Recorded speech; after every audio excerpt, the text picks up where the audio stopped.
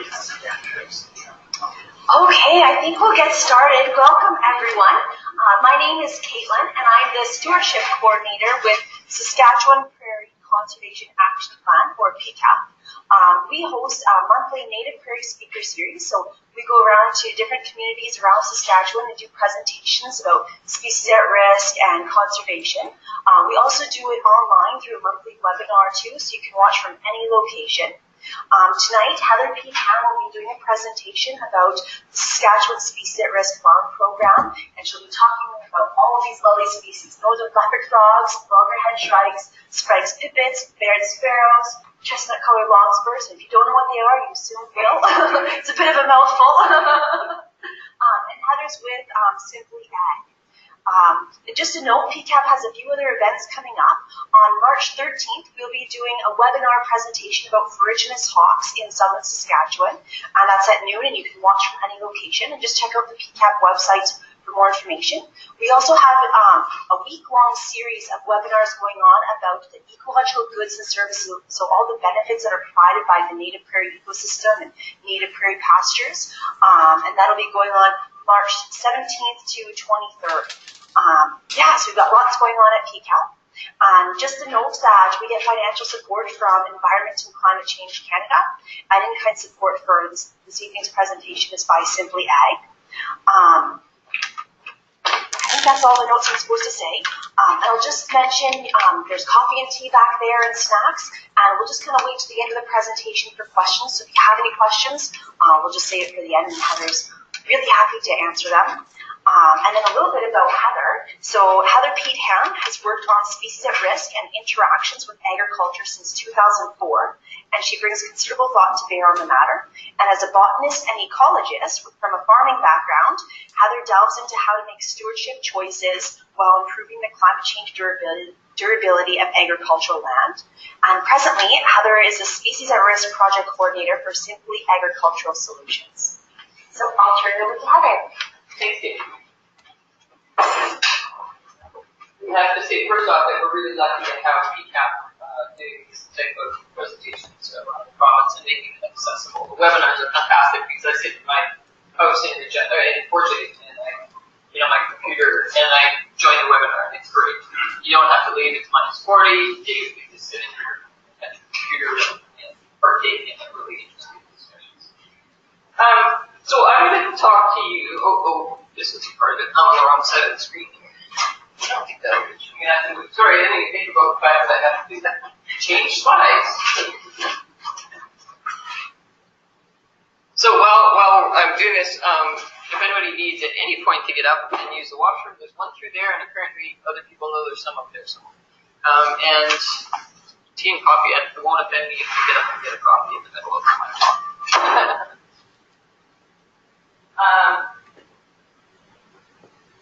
First off, I'm going to tell you about some of the basics of species at risk. And as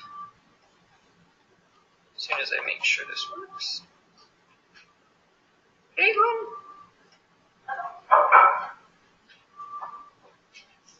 Nope. Sorry, we're frozen at the moment.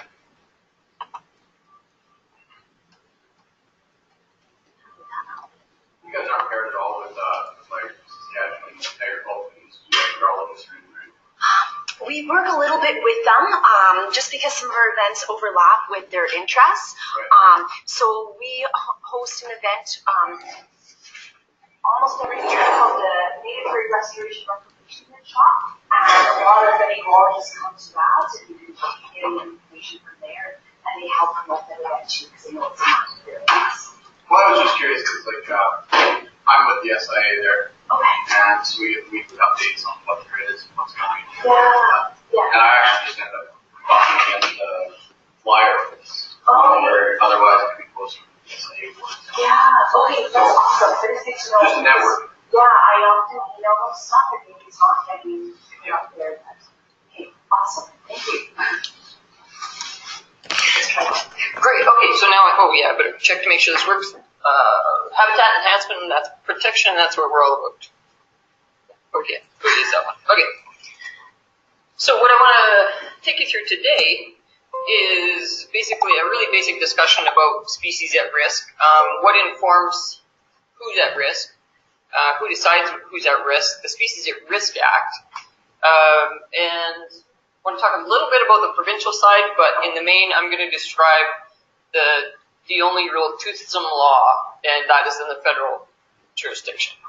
And then I'm going to ask you all, what can we do and who can help? And then I'm going to give you species information about those 5 species in particular. I could provide you with a lot more species, but I think you'll get the idea of some of the concerns of a variety of species given the choices Caitlin's made for this talk. And then after the species information, I'm going to tell you a little bit more specifically about the Simply Ag Solutions Farm Program that's in place to help support people. So what is a species at risk? I mean, most people are here because they kind of know what a species at risk is. Who would say they know what one is? Yeah, so we kind of know, kind of don't. We have an idea maybe, and it's around a lot now. We're hearing it more and more in the public.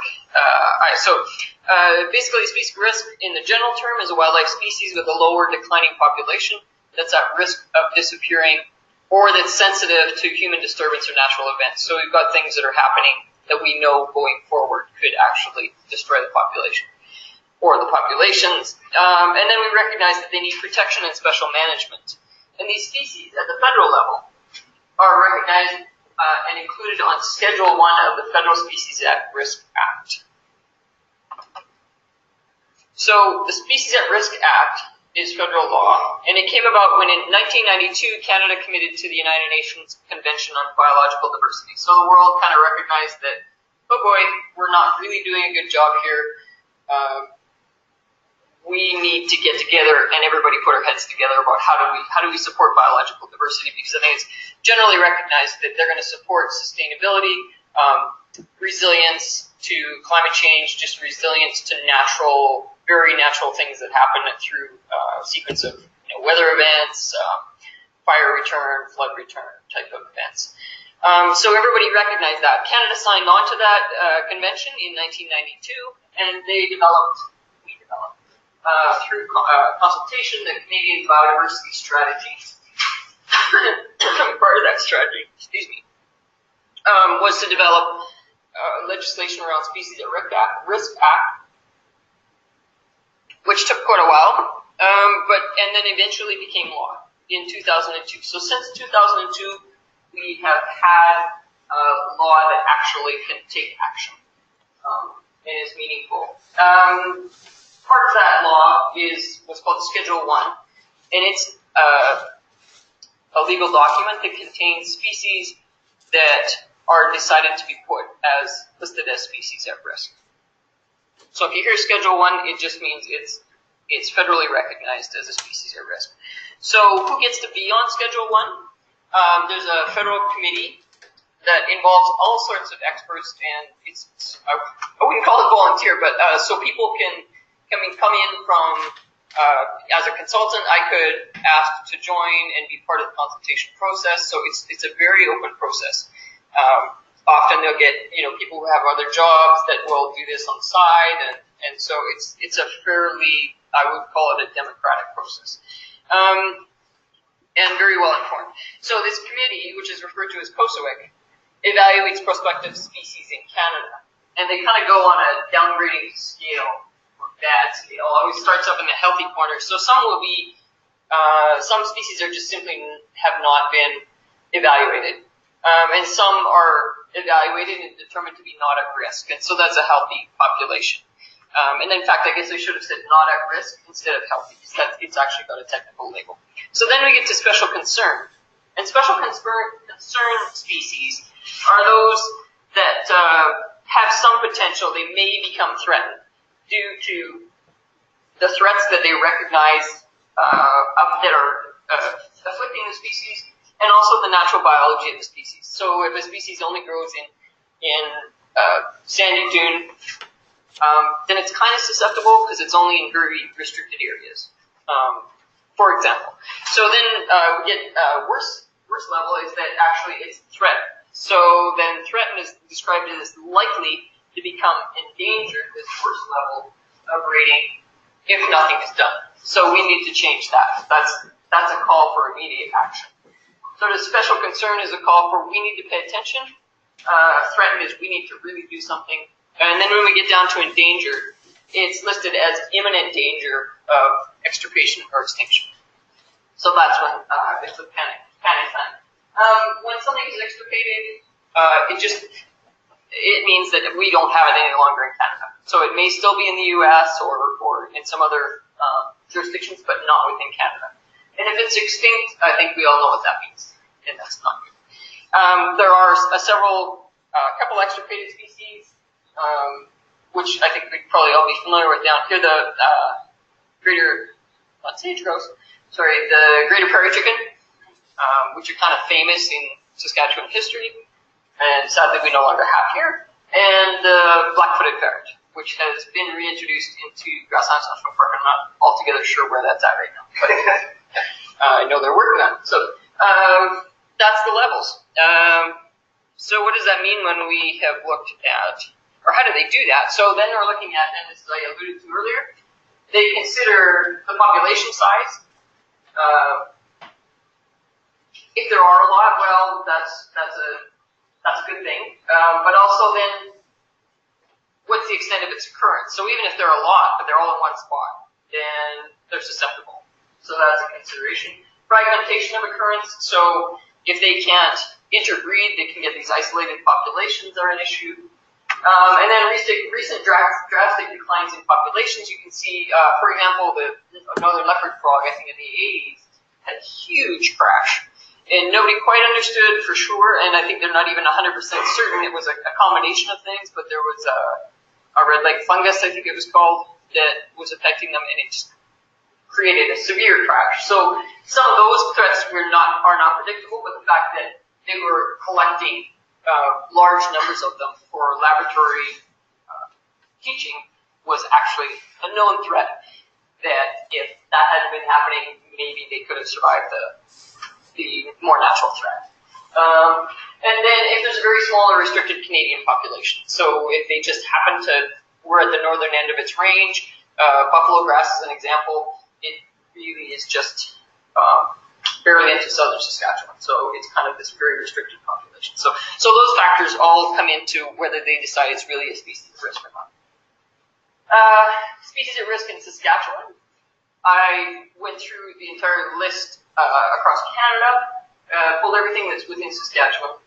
We have, and amongst these there are birds and vascular plants, mosses, amphibians, reptiles, mammals, including the bats, and arthropods, which are, in the main, they're bees and moths that are at risk, and also one beetle, and a fish, actually.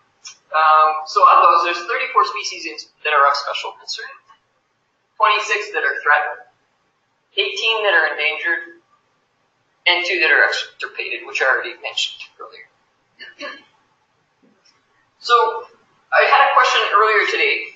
Somebody said to me, well, how do things arrive up here in the special concern? Like, who says suddenly that we should start looking at something? And the process to get through the legislation is actually fairly long. There needs to be a status report. There needs to be a recovery plan. Actually, there's a status report. Coast Wic decides, and then it has to be put through law. It has to be legislated through law to be on the Schedule 1. So it's a long, slow process, and somebody in my last talk said, well, what are we doing in the interim? And in the interim, generally speaking, CDCs, which are conservation data centers within each province, respond to what they know about the populations within the province. So they actually pick up on species at risk concerns earlier because they're looking just within their own province. So it may be over in Alberta or Manitoba, but we might be concerned because it's not showing up here. So from my take on it, it's not really, I think, it's not a formal protocol, but I would say that provincial decisions about who's at risk within a province actually feeds into the federal jurisdiction, I think. Yeah. So some of the species at risk. So I work with a NGO that delivers programming funding to ranchers and farmers for species at risk.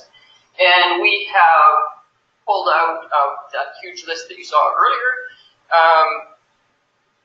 14 species that are at risk, and these are just lighten the flow here a little bit. You can look at something pretty.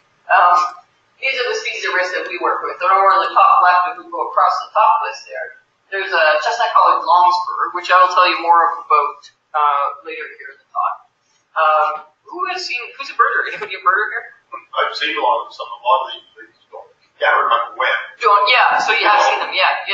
And the chestnut-collared longspur is one, like I said at the last talk, it's one that I kind of enjoy seeing because quite often my bird identification is all on an auditory basis, so I hear them. But when I see a chestnut-collared longspur, I know it's a chestnut-collared longspur because it's wearing this big rusty collar. And then the next one is one that I totally looks like a little brown dog. Is Sprague pipit. And that's one where, honestly, I don't think I've ever seen one on the ground. I'm not a huge birder, but I do some birding work. But you will hear it overhead, and I'll play that for you later. I'm not sure if we'll get actually I should check the auditor.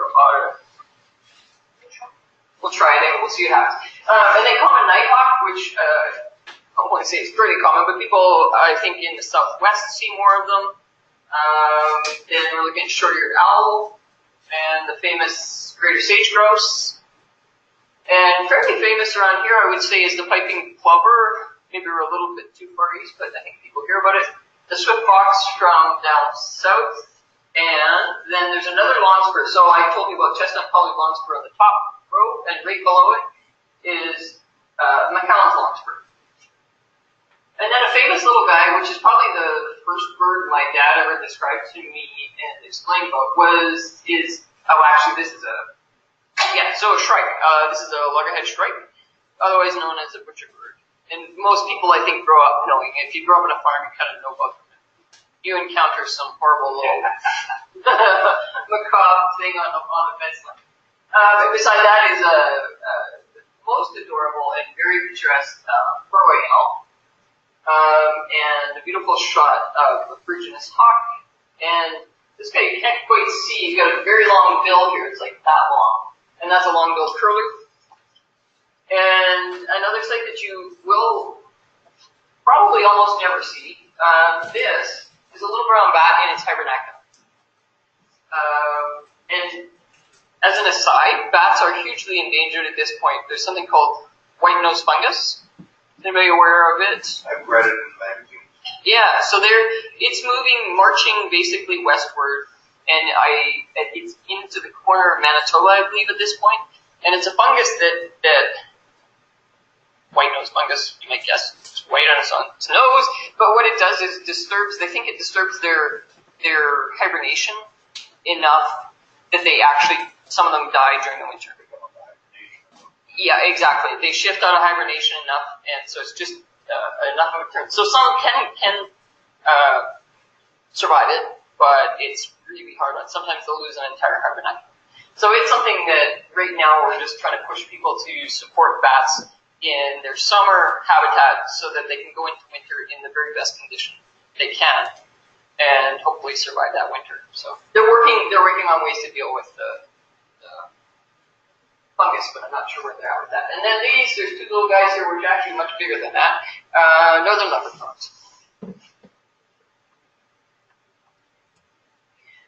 So there's a lot of species there that need help, and obviously you folks are here, so you're wanting to know how can you help. I mean, some people, they just take on stewardship as just a natural part of owning land. And I know that my dad did that. I can remember him talking about, even if he was cultivating, he would come across a duck nest and he would get down and he would move the duck nest and put it over there, and it's just what we do when we're on the landscape. If you care, and most people do that I encounter. So how can you help with private stewardship? And there are programs such as the one that I'll tell you about later, but also others that will help people doing private stewardship on their land. They can support financially, they can support with information, And then conservation easements that people will sign on to. These are usually with conservation agency like Nature Conservancy Canada. I think some easements go with Ducks Unlimited, but they're not so much species at risk. But conservation easements, so you have land that is valuable for species at risk. You can sign, and usually it's native prairie or in some way unaffected thus far by agriculture. You can sign an easement with them for money that will then go as part of the title. It becomes a legal addition to the title, like a lien might go onto a title. So actually, you sell your land, and that goes with the title. So it's in perpetuity. And so you are paid for it because presumably there's supposition that your land will be worth less. And I don't actually think that that's true, but if somebody's looking to cultivate, then yes, I suppose it is. So then there's habitat agreements where they can say, well, we need these particular characteristics on the landscape, and if you can, with your cattle or burning or however you steward, you can meet those habitat requirements, then habitat agreements, they will pay you for a habitat agreement to provide habitat for a given species. And then there's conservation NGOs that are out there doing work, and there's government stewardship programs that you can take advantage of, which right now they're sort of in flux, but I do know that they put the stewardship program, I think BMPs, back up onto their website, and so they're functioning again. So then why would you help? I think it's pretty well recognized that maintaining species at risk are like the canary in the coal mine. If you have your species at risk and they're healthy, there's a pretty good chance. So if your canary's alive, your mine's safe. And I think that's the case with agricultural land. If you're able to maintain so that you have species at risk, and many people already are, obviously, that your land is much more resilient to natural catastrophes, overland flooding, rain events, drought, wind. So then, why else would you help? There's actually support for projects, so financial support that will benefit both your operation and also species at risk. So in some cases, there are cases that, okay, I need this thing, it will work for me, it'll help my cattle or whatever I'm working with, but it also happens to help species at risk, then there's funding that will help you with that. And so it's kind of a win-win in that situation. And then, as I mentioned, resilience, you can look at protection from flooding and soil erosion. And a lot of people actually, as farmers are aging, there's people that are really looking at their land as a legacy for the future. And I think that we have sort of ridden for conservation. I think we've ridden on the shoulders of ranchers and to a certain extent farmers for a long time. And now I think we need to pay up. We need to ante up and help people with it. So, but yeah, people look for the legacy that they can leave. And then you love the land and all that's there. And I think if I asked people to put up their hands, they maybe wouldn't. But I think most people who live on the land actually know it, and they don't need to tell anybody. And I was once I'm going to tell this story again because I was at a poetry reading that I did, and I had written a poem about my father and on the land, and just how important it was to me. And he came up, and he was about 6'4" and 250 pounds, and he leaned over the table that I was sitting at because I was signing books. And he just leaned over and said, "Yeah, you got it right." He almost brought a tear in my eye. He said, "Don't tell anybody." Hey, I won't be telling anybody, but I told you. but it's the case that I think in Saskatchewan, people love the land, and we're really connected to the land, and sometimes that's all the justification you need to do something. So who can help you? Prairie conservation action. Is it planned? I just realized that I can put it is planned. So I thought about it afterwards. Yeah, so Prairie Conservation Action Plan. And they are an umbrella organization that has some 30-some organizations that are a part of it. And so they're really a go-to place to say, who can help you with this? They have fantastic resources on their website. about just about anything, right? Grazing. If you want to deal with fire, you want to seed native, you want to seed perennial. All sorts of really great information. Nature Saskatchewan has very specific volunteer landowner agreements in place for loggerhead shrike, burrowing owl, and the plant rescue, I believe. Watershed authorities. Not sure what Loggerheads here, I think. So I'm not sure where they're based out of, but I think they're based out of Weyburn. And they are quite often taking on species at risk projects, and so they will help with that. Nature Conservancy Canada, Native Plant Society of Saskatchewan, they have a Plants for Ranchers for Plants program, and they have funding to help people who have species at risk on their farms. SODCAP, South of the Divide, not applicable here. And Simply Agriculture Solutions, for which I'm the coordinator for their Species at Risk Farm program. I'll tell you about later. And then Saskatchewan Government Farm Stewardship Program.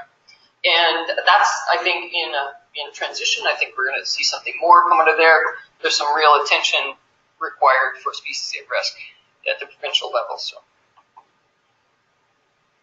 now I'll tell you about our program, where the real focus is to maintain prairie biodiversity and to look at it as a way to develop a healthy and functioning prairie ecosystem that is resilient to climate change, that's resilient to, once in a returning floods, etc. And then we want to acknowledge producers who have species at risk on their farm as environmental stewards, because urban people actually don't understand that, and I think it's something that we need to be proud of, that's what's happening. It needs to be acknowledged. And then encourage protection of species at risk and critical habitat on agricultural lands. And having just said critical habitat, there's something I didn't explain. So when we're talking about the COSOIC and SARA and Schedule 1 and the federal control or federal laws, critical habitat has a very specific definition. I mean, intuitively you could say, yeah, critical habitat is critical for its species, and that's exactly what it is, but it also has actually a legal definition. Once COSOIC has identified a species as endangered or threatened, there has to be a recovery plan put in place. So federally, they have to work out what can we do, where do we need to do it. And in that document, or a subsequent action plan within, I think there's a timeline, I'm not sure what it is, they have to identify where critical habitat is.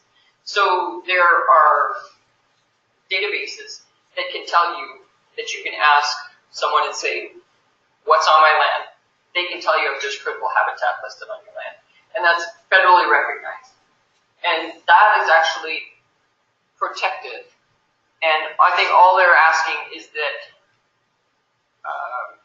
so there's no move, like I think there's myths out there that, oh, I'm going to say I've got a burrowing owl and people are going to suddenly come and take my land. It's not the case at all. Critical habitat is recognized, and all it's asked is that you do not destroy it, that you pay attention to its needs. It's not even, so there is law, but it's very, very rare that law ever gets enacted. It's just a matter of common sense of taking care of the critical habitat. But all that to say that it is a very specific definition of critical habitat. So with us, today's at Risk Farm program, we work with a workbook. We have a sort of environmental farm plan workbook, much skinnier. And most of it, let's see,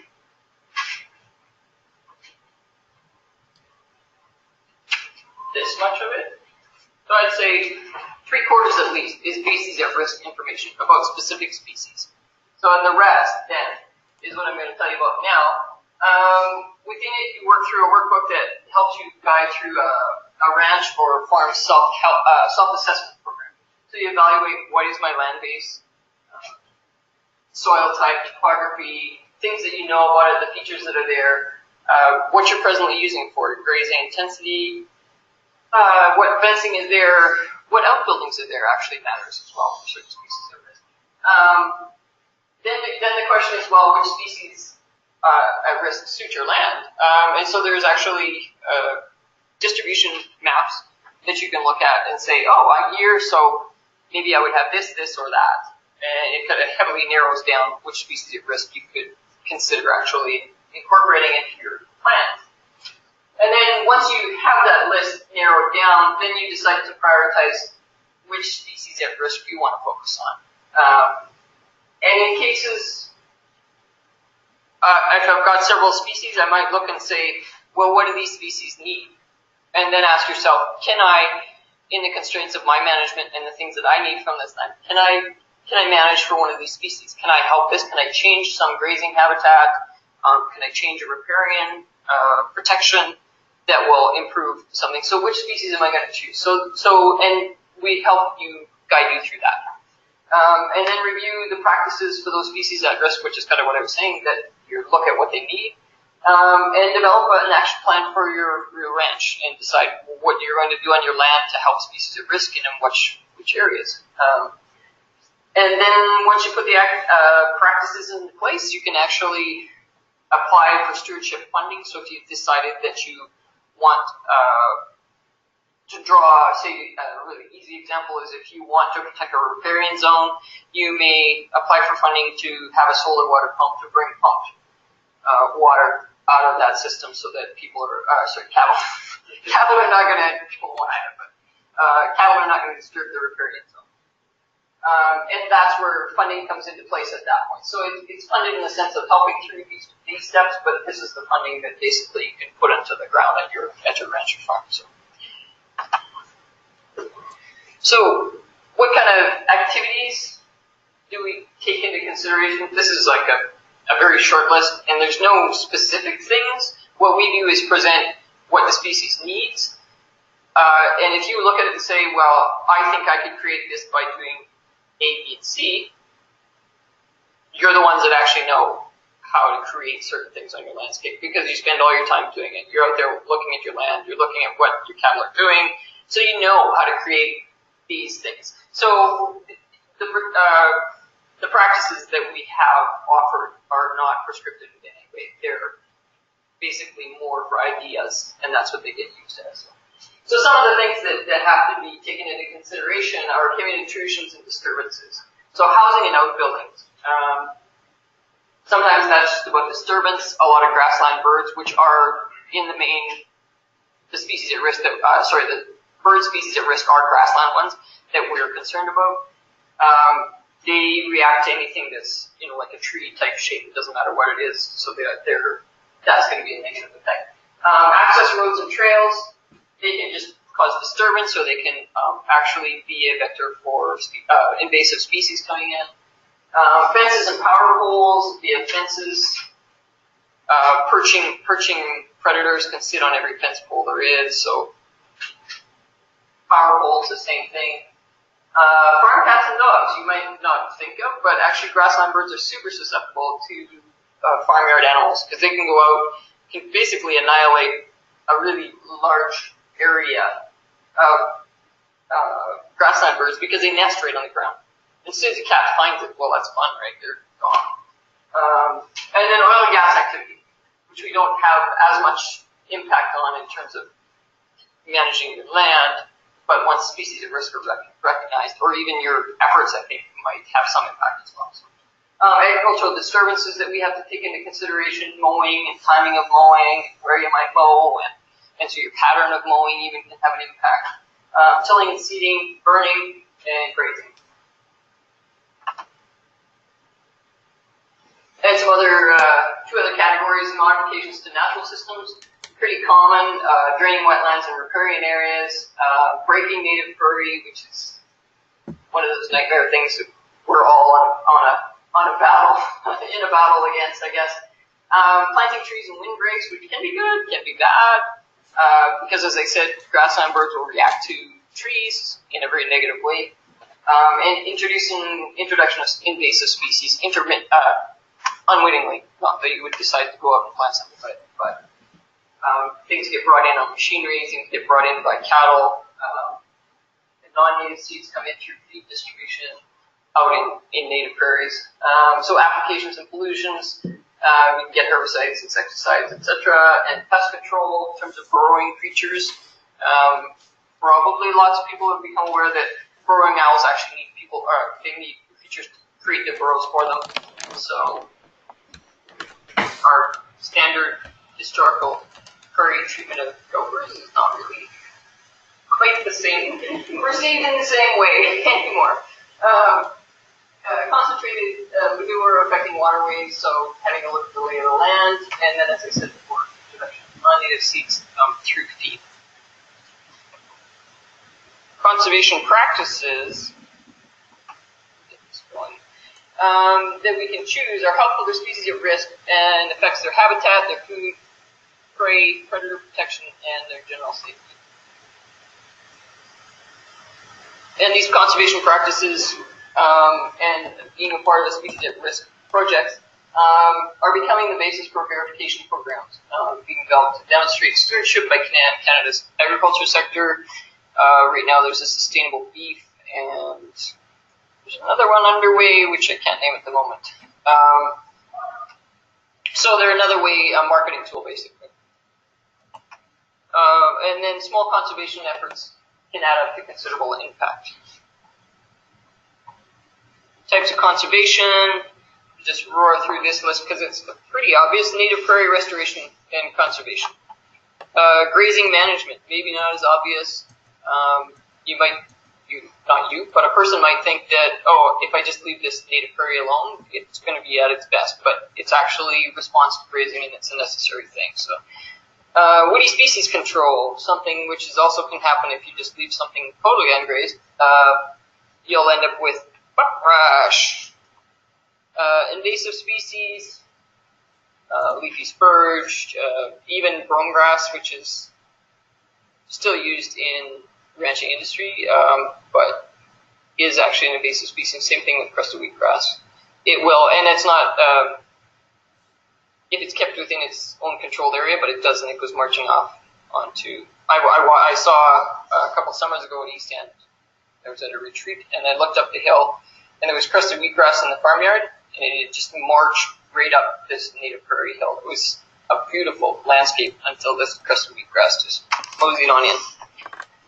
Prescribed fire, riparian area protection, which we talked about before.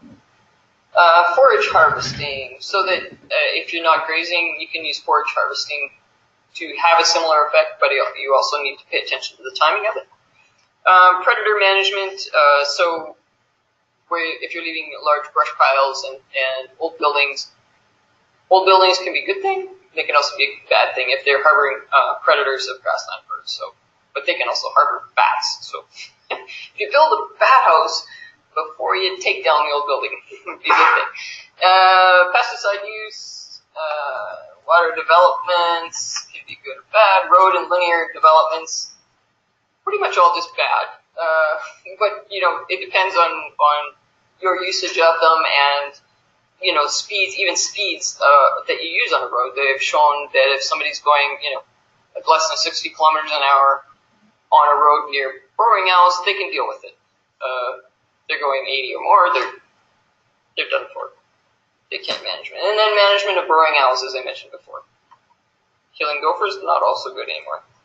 So with that, I'm just going to show you five species, kind of the basic kind of information that's accessible for 5 of the species that we work with.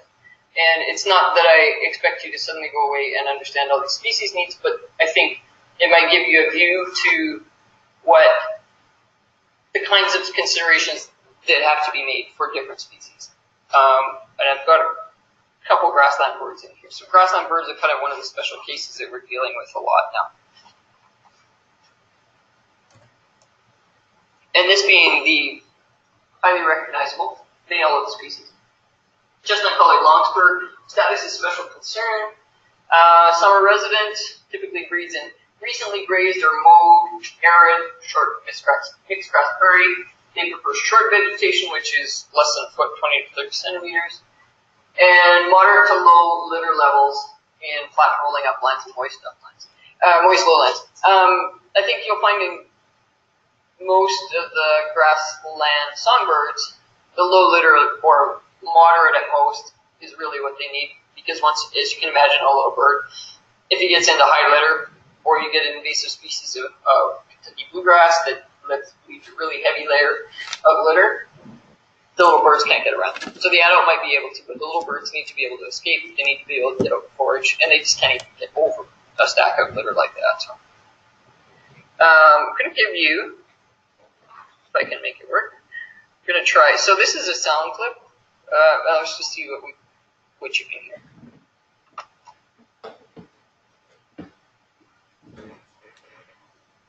Maybe not. Two shakes. Levels up. Sorry, I didn't think of this till we just got going, and I thought we might want to check. I'm going to try it one more time. Oh, it's a right click, right? Yeah. Okay, we might not get to hear birds today. We had it before and it was just coming off the computer, but this is a new system that's just all linked up, so I'm not sure we have control over that. Chestnut colored longspurs. So these are some pretty general known landscape area distribution maps. So there are better maps that are out now that are distribution models that take into consideration very specific land use information that we now have. But this is a general map based on known distribution observations made to Conservation Data Center. So you can see we're well within chestnut colored longspur territory. And what chestnut colored longspur needs. So if I look over to the left at first, it's just a list of green and red arrows, good and bad things. So avoids areas of extensive tree or shrub cover, and avoids riparian, and avoids dense invasive grasses. And those I think are going well together. Also, they basically are an impediment to actually movement on the ground. Avoids roads and invasive roadside vegetation, mostly because roadside vegetation is usually quite dense. Then a general wish for is actually large blocks of unfragmented prairie with mix of vegetation patches, so a mosaic of heavily grazed, lighter grazed, water grazed, so a real complex environment. For its mid-height vegetation, low amounts of litter, often created by grazing and, if necessary, by fire. Avoids areas with dense litter, and will use annually mowed or grazed forage or hay land. So, as I was mentioning, that hay harvesting and forage hay harvest can actually be used as a species at risk conservation effort. Sprague's pipit, the little brown job. Now, I really wish that this one would work. I'll try. He really is a little brown job. I don't know. I think that I've seen one once in person. No, we're not going to get sound. You know what? I'm going to just take two shakes. So the Sprague's pipit is an overhead sound. Yeah, it's the thing. You probably will, yeah. Let's just see what we can do here. Because bird song carries incredibly well. Just going to see it.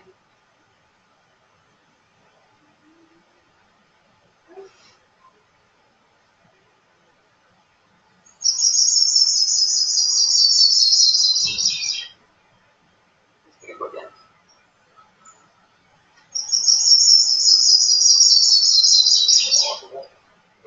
So these guys, that sort of dropping, descending chatter is almost always, from my experience, is the case of this. They're up there somewhere, and they can be 200 or 300 feet up in the air, and so the hope of seeing them is pretty low. They're also pretty shy, so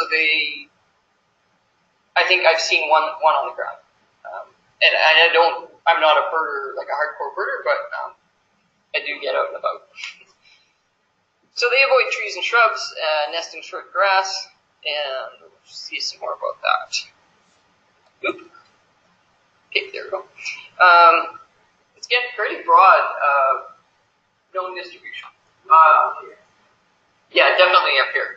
And even north, so east of Edmonton, I've been told that they can be almost into the parkland.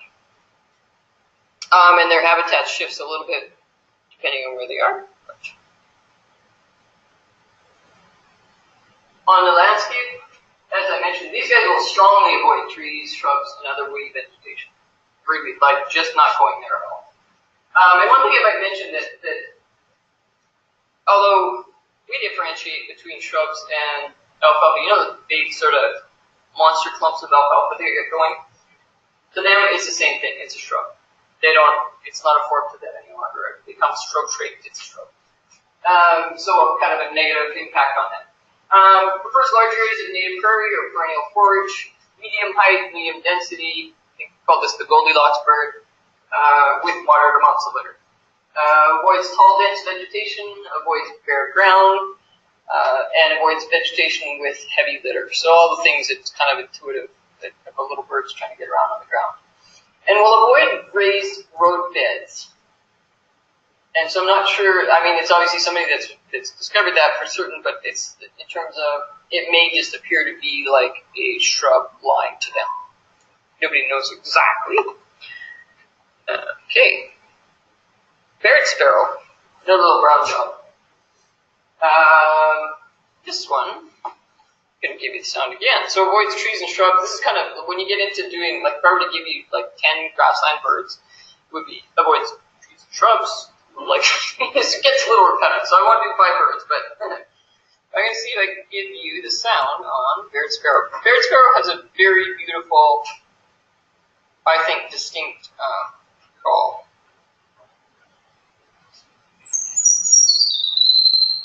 Beautiful trill.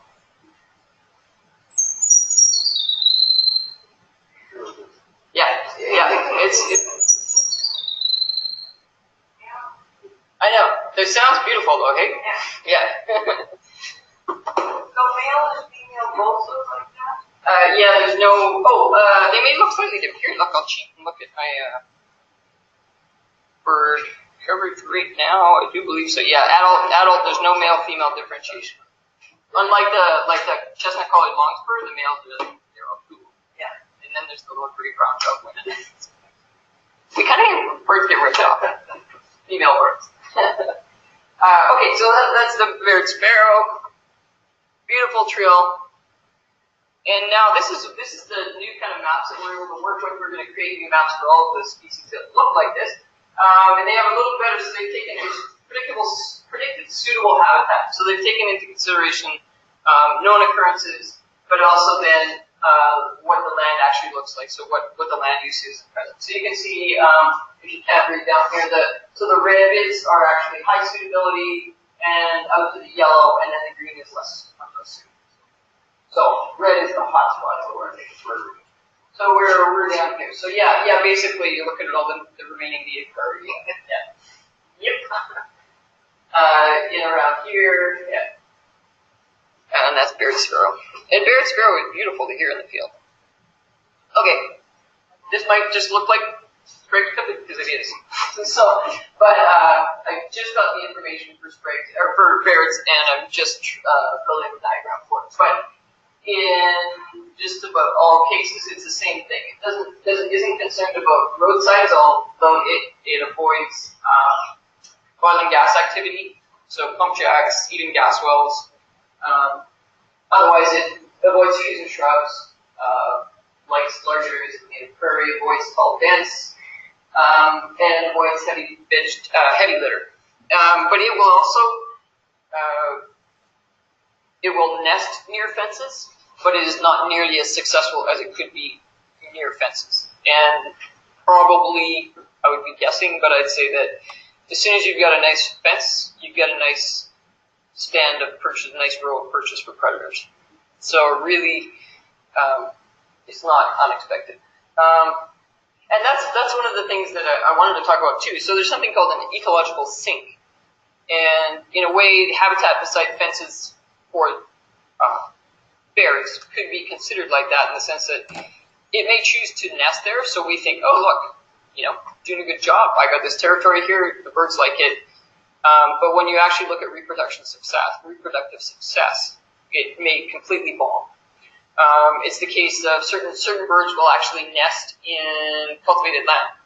So you think, hey, that's not a problem. It's cultivated land, can use everywhere. But they basically have no nestling success because they're killed. So that's just a sink. It's like flushing them down the toilet. So not only are you not creating good habitat, you're actually creating habitat that invites them to be there. They are there, and then they're killed. So it's just like this dumping of species down the drain, down the sink, basically, hence the sink. So that's one of the things we do need to take into consideration, and as biologists, we're always trying to pay attention to, okay, but did they actually survive? So survival is really the answer to the question of, is this good habitat? Okay, loggerhead shrike. Kind of an unusual prairie bird in that it uses thorny shrubs and trees. Buffalo-berry hawthorn for nesting. Has a really wicked, thick bill, but doesn't have sort of the talons of a predator bird, so it actually will hook things somewhere and then pull at them with their bill. Let's see. I actually don't know what a loggerhead shrike sounds like. Oops. Look at these guys. They're small.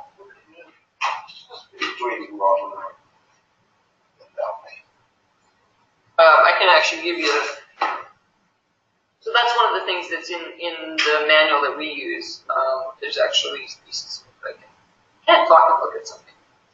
Just like I can't talk and look at do anything on the computer. So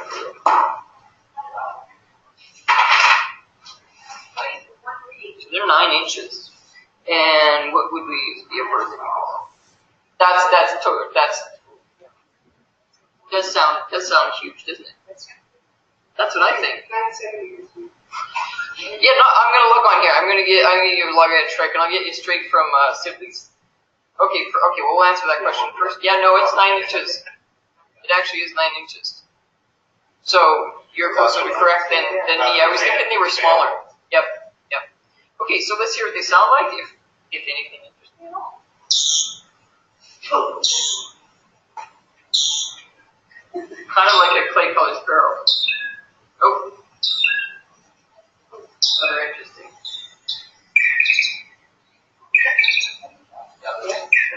It's like the one that has 500 calls. Is that another one up in the air? No, but they got, according to the book I read before, I mean, there is 2 different, they have that, and they have another right after that thing, you know. Yeah, and then there's another, like I have calls and clacks. So there's calls, there's songs, there's calls and clacks. So they have, sort of a vocabulary. Compared to some birds just have like their main song and then squawk, well not squawk, but others have really recognized sets of vocalizations. Okay, loggerhead shrike. Fairly the same extensive distribution. We're safely in the zone for loggerhead shrikes. And preferences from the left. Okay, at the top, basically open habitat with occasional or low trees. Uses all types of agricultural land with desirable features. So it's not as selective. It doesn't need native prairie per se, but it does need certain components of it. Prefers fence-posts, shelter belts, and brushy riparian zones to perch for hunting. Prefers around those areas, prefers 2 to 4 meters uncultivated buffer around shelter belts to provide habitat for prey. So if you're cultivating right up against your shelter belt, it's not beneficial for them because they can't go and hunt in your canola crop. So they're more likely to find their prey even if it's invasive grasses or tame forage, so they'll find them there. First to nest in isolated, thorny, or dense trees, at least 200 meters from busy roads. So they will nest near roads, they will hunt off shrubs near roads, but, did I say nest? They will perch, but then they'll prefer to nest to be away. Prefers variable height vegetation, some grazing is beneficial, you can imagine, for visibility of prey down in the grass. Avoids dense brush cover and trees, and danger of collisions on busy roads may also cause nest abandonment. Because if you think about it, a lot of our shelter belts, often they'll run parallel to a road, and so that's problematic for survival in the nest. They may be disturbed and leave the nest. That said, they still can use them for hunting purchase, but it also puts them in a position of when they're hunting to be hit on the road. Northern leopard frog. 3 types of seasonal habitat required. Who associates frogs with water? Yeah, and who associates frogs, like, have you ever seen one out on the Bald Prairie? Yeah, and it's shocking, because you think, what the heck, you know, as a kid, I always grew up thinking, yeah, frogs, they're at the water, they hang out in the water, but leopard frogs actually have summer feeding habitat that can be as far as 2 kilometers from a breeding pond. They do some serious hopping to get away. They can be quite big. The first time I saw one, it was the color of your sweatshirt. It was shocking, and he had these beautiful, brilliant white spots on them. They're the most amazing frogs. Yeah, and they can be quite big. The first one I ever saw was, I swear it was this big. But, yeah. Is that right? It's interesting, isn't it? Yeah, they're a lot less. Well, clearly. That's why these guys are, yeah. I thought they disappeared. Well, to an extent they have. You know, and everybody's getting rid of their little sloughs and whatnot. So speaking of which, sloughs, so breeding ponds with shoreline vegetation and relatively shallow features. But then they breed there, they leave their nest, their eggs there, and then the adults go off foraging. But once the tadpoles turn into frogs, then there's this dispersal event out from the breeding ponds, and can go, they'll disperse as far as 2 kilometers, and probably more. I mean, that's just somebody has found incidents of that. And then they need overwintering water that's deep enough or spring fed so as to not freeze to the bottom, or also it needs to have enough oxygen. Those 2 things. So you can find a really shallow spot, and if it's a spring fed, somebody showed me photos of one that had overwintered, and it was just in this much water, but it was spring fed, so it just kept coming out, had oxygen, didn't freeze, it was fine. And they don't burrow into the mud like some of the other frogs. They actually just kind of lay on the bottom. They look good, but yeah, they're just nice. I have my time here, better get going. I wish this could, if I can pull this one off quick enough. I'm just going to carry on here. They have a very distinct low sound. And I'm going to, and I have it on the computer here, but it's not going through. Just see if I can get it for you real quick. Okay.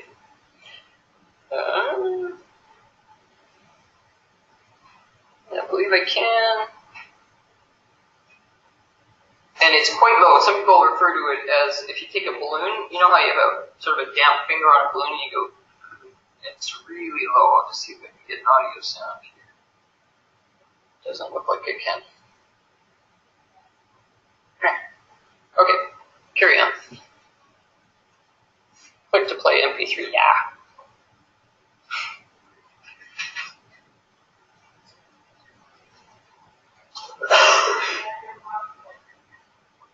It's going to take a second to load.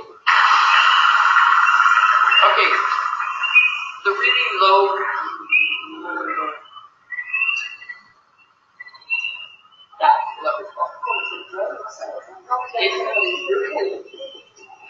Yeah, so you know you make like a wet thumb on a balloon, and then there's kind of a laugh afterwards.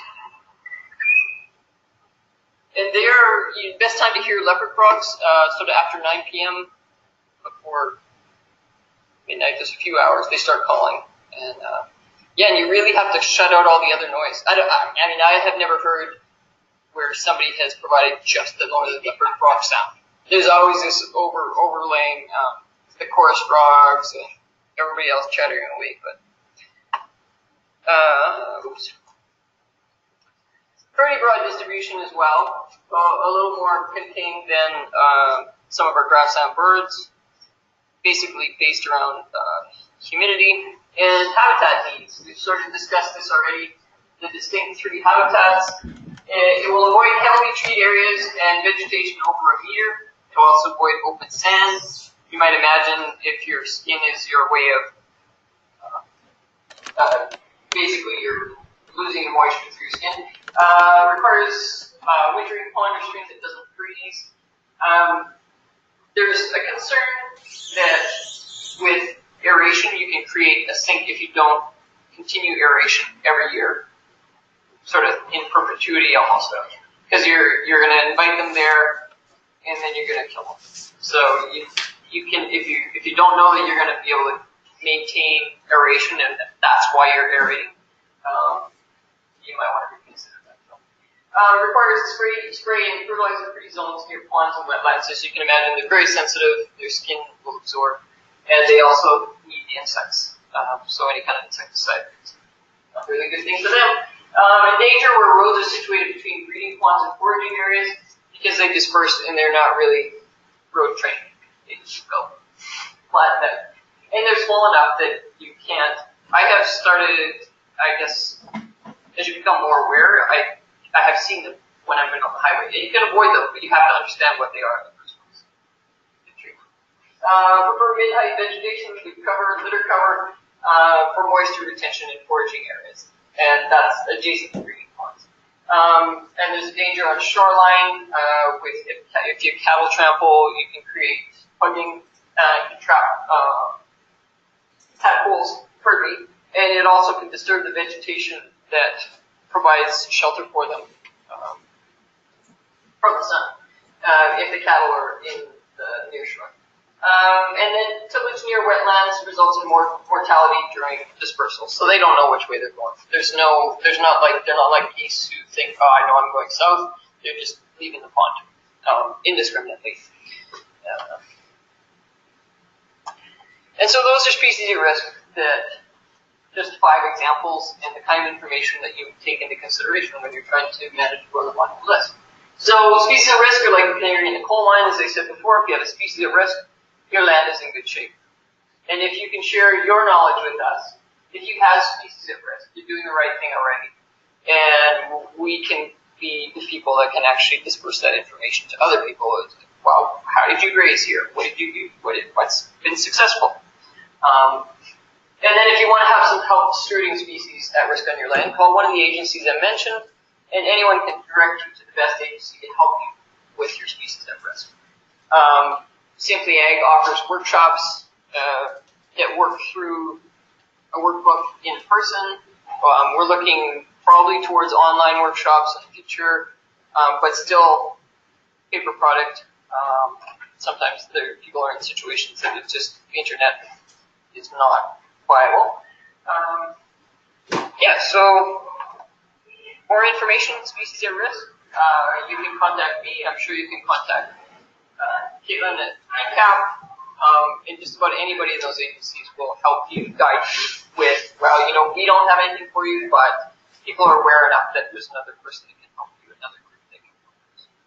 Does anybody have any questions about species at risk or comments or I have a species at risk or that's one of the things. So with our species at risk work, and I think in the main with all of them, it's ours is confidential. If you have a species at risk, you choose to disclose it to us, it goes nowhere else. People have myths built up around species at risk, and it's fine.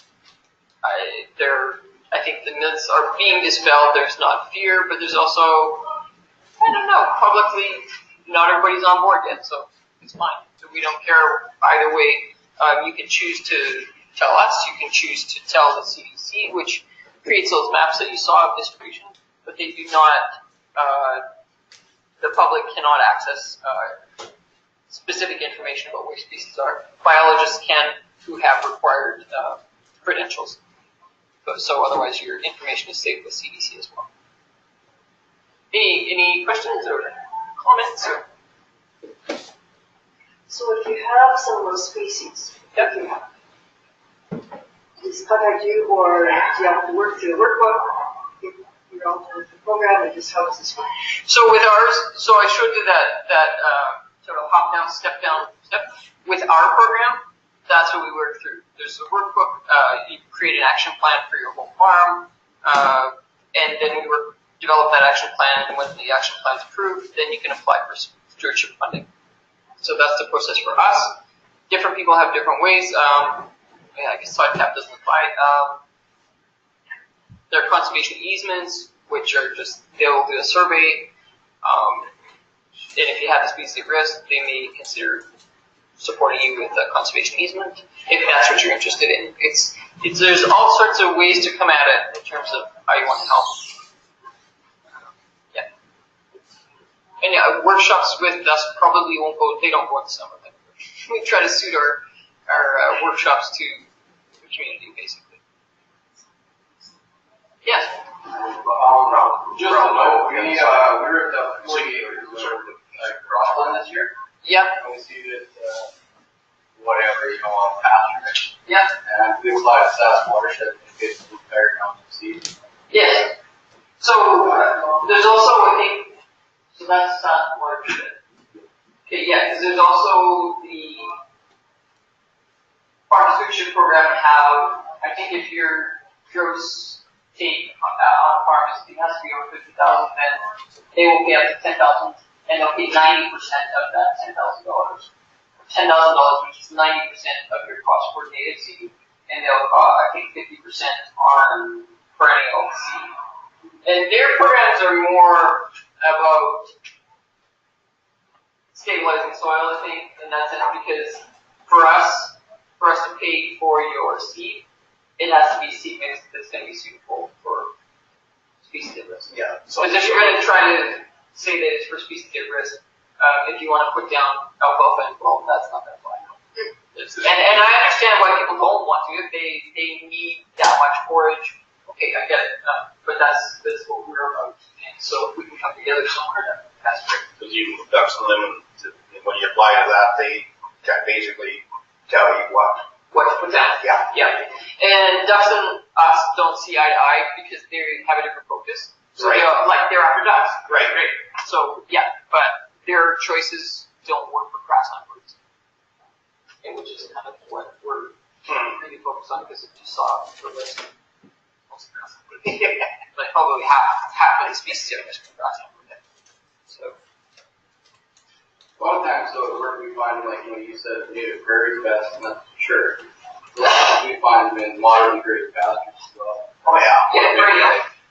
yeah. So it doesn't, native's great, but as long as it's not a severely grazed pasture, we find a lot of them in Sprague pivots, longspurs, and stuff like that. Yeah, I think you're right that the grazing part of it is what you're doing with it is going to matter over top of. So if you put down native and still graze the daylight out of it, it's not going to be more helpful. No. But if you graze whatever you do have, certainly, yeah. We go, like, if you go to Cornac country, where they're more pasture country out there, right? Yeah. Pastures. So they might only have 10 cows on, or 15 cows on a quarter, and you got a much higher chance of getting stuff on there, it's less accurate. Yeah, pretty sweet. Speaking of which, the number of cows per acre, hectare, whatever. So, this is sort of an aside, but it's not because I think it matters to the ranching industry in southern Saskatchewan. So there's the big controversy of carbon sequestration and cattle. Well, meat is bad and cattle are bad. And on a global level, I'd say that's probably a fair assessment because different countries in different areas feed their cattle differently. But I just recently saw, and so I was thinking, well, grass-fed beef. And then I saw a study that looked at grass-fed beef, and they said, well, actually, that's not the case. It still is a carbon contributor. It's still not a sink for carbon. But then they said the point at which it becomes carbon neutral and can move into carbon sequestration was something on the order of 1 cow on, I've got kind of the scale right, but it might be like 1.5 hectares. And I'm thinking, wow, that pretty much encompasses, all of the southwest for sure of grazing on native. You don't put more cattle than that on. So we're in the zone. So when we're all getting land-based for producing methane, it's actually not true. So I think we need to do some marketing in the sense of what we have to contribute. I think people know, but it's just we need the numbers. I think I think they're up there. And the A&W market. Yeah. Yeah, let's get down to grass fed. In the real spot for grass fed. But I was thinking, yeah, we could call it prairie fed because that's different than just being grass fed. So, yeah, anyway, I appreciate you folks coming out tonight. It's always fun to meet people that are interested in species at risk, and people that have seen them and spend their time with them, even whether they know it or not. Well, based on what we had up there, with plants and the birds and the mosses, what would be a reptile? Reptile, there's the shorthorn lizard. Yeah, greater shorthorn lizard, which is in the southwest. Yeah. And I've actually know the numbers. I was trying to think. I think there is only one leopard reptile individually. The yellow belly racer. I was just gonna look. Yeah. So and it's not endangered, but it is threatened. I believe. Yeah. Yeah.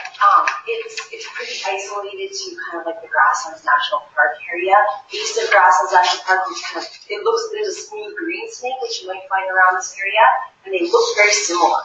But it's not the yellow belly. Yeah. Yeah. So for some reason, like that Grasslands National Park area is kind of south of the continental divide, and the weather seems to be a lot warmer there, so you can actually find these little lizards. The park staff will kind of take in the right direction, and they're really tiny, but I didn't know we had lizards in Canada. Yeah. And they're really cute. I have yet to see one. I would love to see one. Would green snakes still have setback? I am not sure. The setback, I don't know. I would have to look that up. There is a lot of setbacks on things that don't get listed federally, but provincially we have setbacks on. So, yeah. Well, I just used to see them all the time on the CBC website next to that. Look it up. Tracking, yeah. I wouldn't be surprised while I was standing here. I could check the tracking. Yeah. Cool. Any more questions? Well, thank you all so much for coming this evening. We usually record our presentations and then upload it to the Peat Hamm YouTube channel, and that means there's a whole whack of webinars out there about every different species you can imagine. So if you're interested in wildlife or multi-species management, feel free to check out the Peat Hamm website or the Peat Hamm YouTube channel. And I think I gave everyone a little evaluation. If you don't mind taking a minute to fill it out, that'd be awesome. It keeps us getting our funding so we can continue traveling around the province and doing presentations in the future. And please help yourself to coffee and tea and snacks in the back there. So thank you all so much for coming.